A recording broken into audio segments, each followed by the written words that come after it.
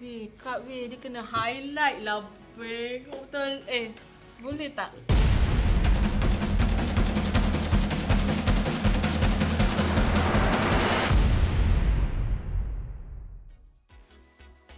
Hai korang, Assalamualaikum.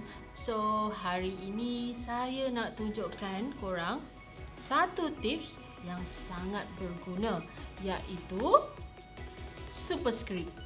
Korang tahu tak apa tu Superscript?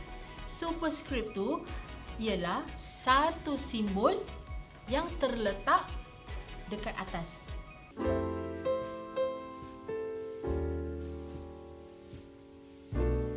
Korang nak tahu lebih lanjut? Mari saya tunjukkan. Okay? So, first kali korang tekan nombor 1 ST. Alright. Lepas tu korang jangan lupa highlight tau. And then you all highlight. Sekejap ya. Okay. Lepas tu Control 1. Nampak tak? Dia pop up format cells. And then you all cari Superscript. And then you all tekan OK.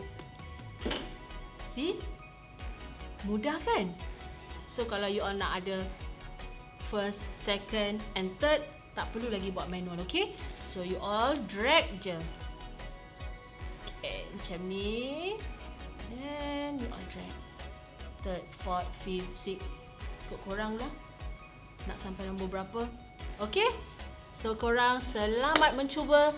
Jangan lupa like, share and subscribe our Pro Database YouTube channel. Bye korang!